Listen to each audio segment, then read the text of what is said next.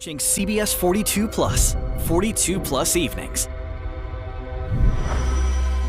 Good evening, and thank you all so much for joining us for the CBS 42 Plus Evenings. We have a special edition today all about Black history. I'm Carly Laing. And I'm Sherri Jackson.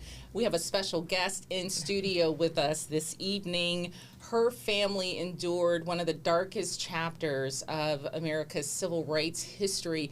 Lisa McNair uses that story to preach love. She was born the year after the church bombing in 1963 at 16th Street Baptist Church. That bombing claimed the life of her sister, Denise. We're going to talk with her a little bit about her sister, the legacy, and what she's doing to promote love. Carly? Yes, we have her here in studio. We're going to get with her here in just a few moments. But yesterday, our senior reporter, Amy Hybels, went out and spoke with some students. Sherri? Yeah, this is powerful because this story takes Lisa McNair's story and then the story of a woman whose father, during the civil rights movement, was involved with the Klan. The two of them and the friendship that they have formed is part of the message that they are taking to young people to teach them how to choose love instead of hate. Here's Amy Hybels. Tammy's chose love over hate that her father had. And so getting to know Tammy and getting to love Tammy and be her friend has been a very easy thing. An unlikely friendship between two women on opposite sides of history. Lisa McNair is the sister of Denise McNair, who was killed along with Addie Mae Collins, Cynthia Wesley, and Carol Robertson in the 1963 bombing of the 16th Street Baptist Church. I was a little nervous and scared about, meeting her and how she would feel about me. But come to find out, she felt the same way. Tammy Field's father, Charles Cagle, was one of 3 Klansmen arrested for questioning shortly after the bombing. Fields, who was 3 years old at the time of the bombing, says her father was arrested for possession of dynamite. The conviction was later overturned on appeal. She credits her grandfather with pointing her towards Jesus. And I knew the things that my dad had taught me were wrong. The two women met in person about 15 years ago when Tammy Fields was invited to share her testimony at Harvest Community Church in Birmingham. McNair describes that initial meeting. Segregation and racism was painful for black people and shameful for white people. And we just keep sweeping stuff under the rug and not dealing with it. But the only way for true healing to take place is to take it out from under the rug.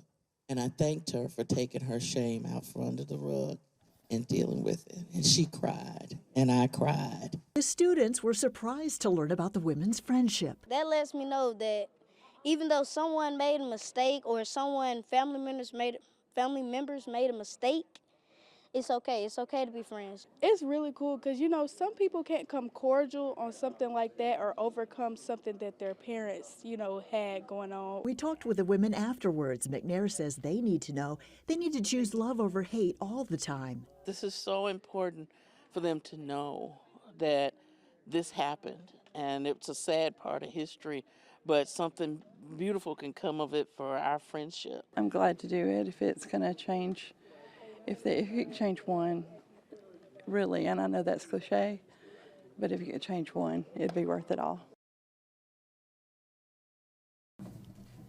That was Amy Hybels reporting. Joining us now is Lisa McNair. We introduced her before that story. Lisa, thank you for coming in to talk with us and do what we call more to the story, because it gives us a chance to talk more with you and learn more about your story. And I just want to first ask the reaction to seeing that story, what you all are doing and talking to young people.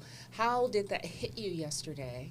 Oh, wow, it was great. I was so glad to be able to do that with Tammy, because I've talked about our story before, but it's been a very, very rare thing where both of us were in the room at the same time, talking about how we met and our story. So I was glad we did it, and did it for children, because kids need to know all the lessons that we talked about yesterday, and they need to know our history, the history of our country.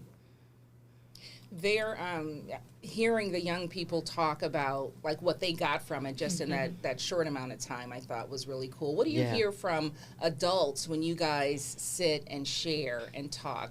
What is that feedback like?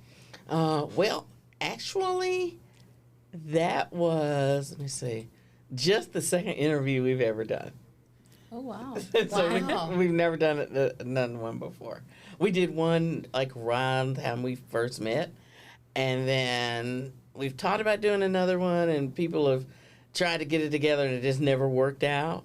But so that really was just the second time, and it must have been a God thing, because really 2 weeks ago, Victoria Jackson, one of the teachers there, called me, and she knew Tammy from the Emmaus community, and she said, I want you to come speak to my students, and then I want you to come and bring Tammy. Tammy wants Tammy to come. And it was kind of like, and we need you here on this date. And her Vicky's sister was my college roommate. So she's the baby sister. Okay. So, you kind of do whatever the baby sisters say, even if you're not quite sure it's the right thing or the right time. And so she just called me at the right time. And I was like, okay, sure, let me call Tammy three-way. Tammy, can you be there? Yeah, I can do it. So we just did it. That picture, and Carly, jump in, but what stood out to me in that story, the picture from 15 years ago when you all met, with them kind of laying on hands and her sharing her testimony. Take us to that moment. Okay. If you're showing that, that's a good thing, and I hope people will ignore my bad weave. Don't do weave anymore. So, the day that happened, I knew Tammy was going to be at that church, and I had not met her before, and everybody had said that her testimony was powerful, but I wanted to hear it for myself and make sure she was genuine. And then when I met her and heard her, I knew that she was.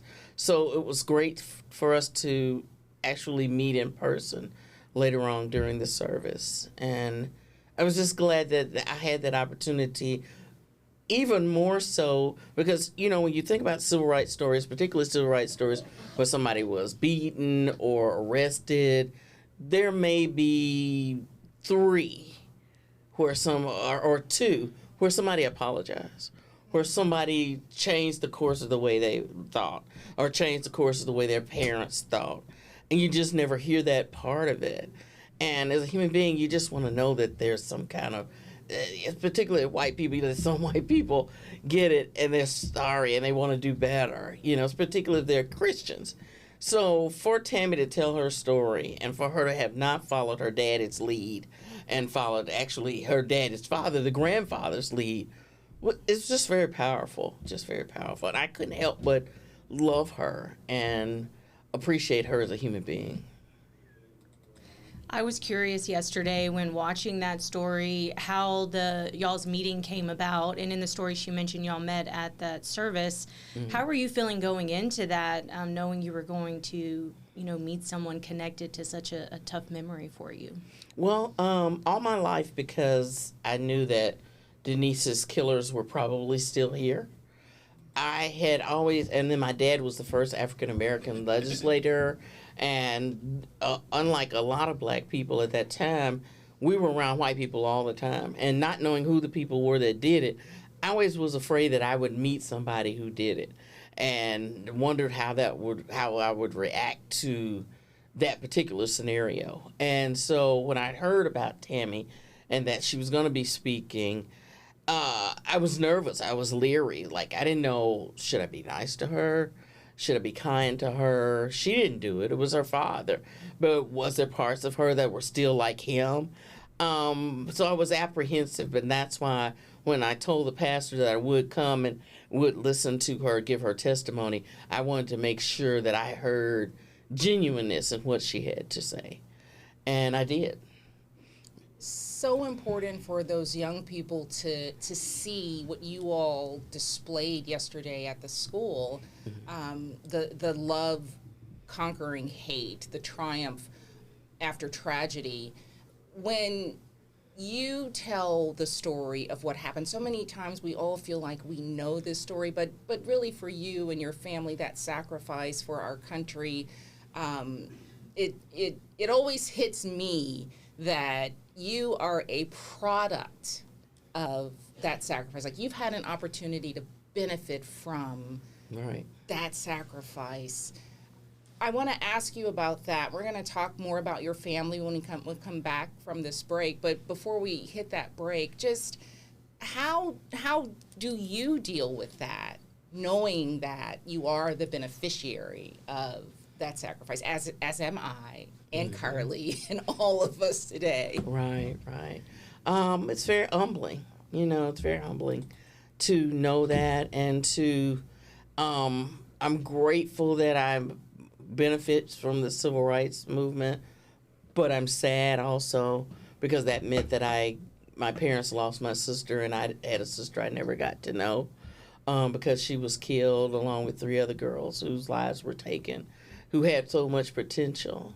I think about that now, and in times when it's sounding like we're trying to regress and go back, how the bombing changed so many hearts and minds, and it kind of shook the nation and woke it up. I don't want that to happen again. I don't want somebody else or a group of people to be murdered or to die with this hate and rancor that's going on here, and for us to then, as Americans, say, oh boy, that's bad. We need to get it right. We just need to get it right anyway.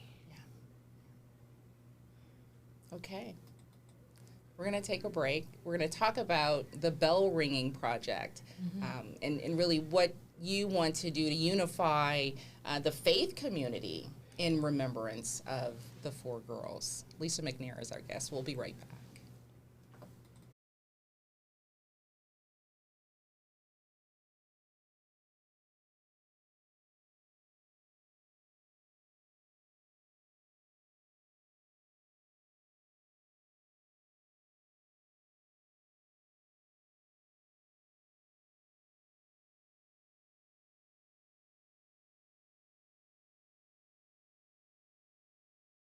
You're watching CBS 42 Plus, 42 Plus Evenings.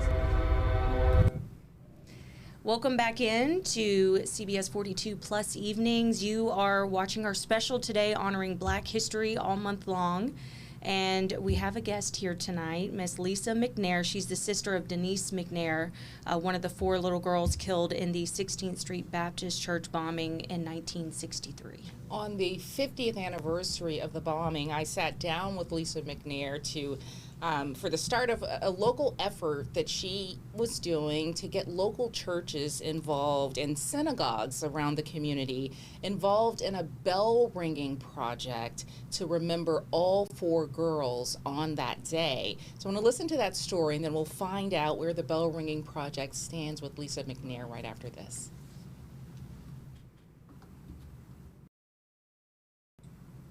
May Collins, Denise McNair, Carol Robertson, Cynthia Wesley, born Cynthia Morris. Their faces frozen in time, September 15th, 1963, 10:22 a.m., the moment a Ku Klux Klansman bomb changed the course of history for Lisa McNair's family. This is my grandmother and my cousin Lynn. I met her at the Birmingham Civil Rights Institute to learn about a new effort she's spearheading to get the whole community involved in remembering not only what was lost that day, but who. We feel like it's our ministry, it's what we are here to do, to keep Denise's name alive, because it's so important, because that's part of some of the history that's not shared in all the history books. And their lives were such a sacrifice. They don't ever need to be forgotten. Denise, Addie Mae, Carol, and Cynthia always need to be remembered, and their names need to be called. However, this year, in addition to their names being called, Lisa has been working to get area places of worship involved in ringing bells across the city. I asked my church, Dawson Memorial, and they're going to do that on 10/22 on Friday, which is the time the bomb hit, and ring the bells, one for each girl. More than 11 churches and synagogues so far have agreed to join. Then I posted that on my Facebook, so I think even more churches are going to agree to do that. Lisa, who has written a book, Letters to the Sister I Never Knew, is currently displaying photographs from her late father, Chris McNair's professional works. For all of Lisa's life, the McNair family has shared all they could about Denise's short life. But the items that the funeral home returned to us, there were last effects on the day she died, her purse, her shoes, handkerchief in the purse, because there's a piece of concrete about this big that was embedded in her forehead that my parents had to identify her with that. That's here. And that's a tangible piece of what hate looks like and racism looks like. And we have to fight against that. This year, Lisa McNair is using the unity of bells ringing to fight against hate and remember the 4 little girls whose deaths changed America. And Lisa McNair is in studio with us. First, just seeing your mom and dad and knowing how they loved this community. What would they think of this Bells project, Lisa? Oh, they would have loved it. They would have loved that so much, and really appreciated the faith community coming out and supporting the girls. So where does it stand? I remember when we did that story, and again, that story was a couple years ago, but even as the story was getting ready to air, there were churches, because I saw on my Facebook page from out of the city, that were responding to it. So how did it turn out, and where does it stand 2 years later? It was great. There were so many churches and synagogues here, and then I had friends who from other parts of the country, in Pennsylvania and all over, whose churches participated in the Bells. And I've been wanting to do it for a while, and I thought, well, the 60th anniversary would be the great time to do it.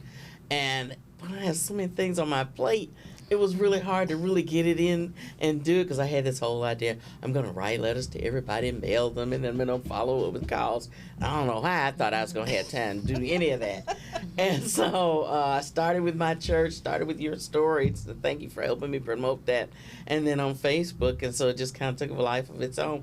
But I haven't done anything with that since then. It was just the 60th. And so I'd love to pick it back up, or really would love for somebody else to do it, an organization to make that their pet project, that every year all the churches in Birmingham, that was my ultimate goal, that all the churches, particularly downtown, would do it, and then all the churches in Jefferson County, as many as wanted to, and synagogues and other faith-based places would ring the bells at 1022 and honor the girls. And I wish they would do that every year without me having to, make a movement out of it. I think it'd just be important for the city of Birmingham to do that.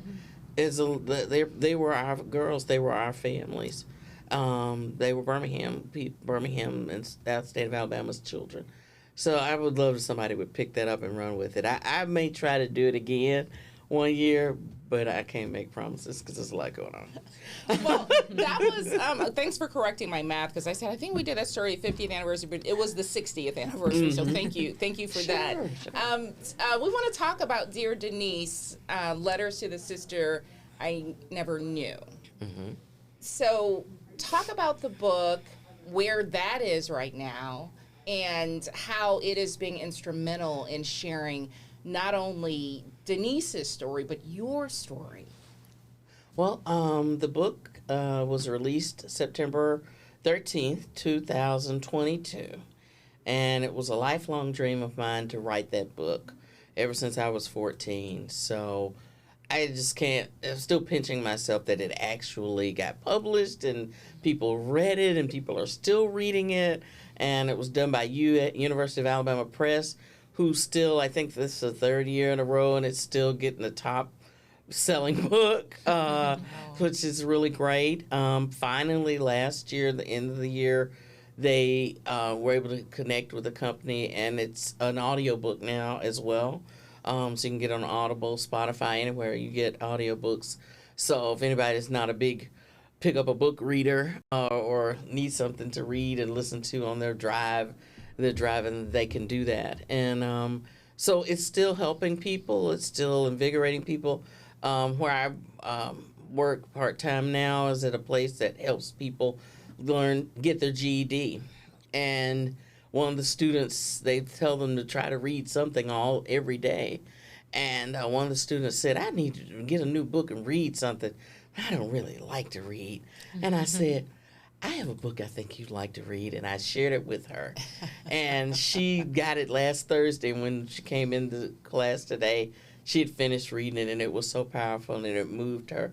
And she could resonate with what I talked about, being part of, first generation to move freely in this country as an African American, and what that was like, the ups and downs. And so it's still helping people, healing people, encouraging people. So I'm grateful. Prompting conversation for sure. I think we got to take a break, Carly. Sure. Yes, let's take a quick break, and we'll be right back with more with Lisa McNair. Lisa McNair is in studio with us talking about her life, her book, Dear Denise, and just kind of what she's doing these days. Yeah, you've got your website. Tell us a little bit about that. We talked about the book a few minutes ago, so if people are interested in finding it, but what else can they find on the website? They can book me to be a keynote speaker at their event, their church, their corporation, college. So that's what I've been doing since 2020, is public speaking full-time, traveling all over the world. And they can find that in different places where I've spoken, and references on my website, speaklisa.com. Awesome. We've got it pulled up here. If you're interested in reading her book, you can go there and find more information on that as well on the website. We appreciate you so much. That's a signed one. Lisa McNair, thank you for coming in to share your story. Thank you for speaking to young people in our community about love. We appreciate you, and thank you for being our guest. Thank you for having me. All right, well, that wraps up our CBS 42 Plus evenings. We will see you all tonight on the news at 10. Have a good night.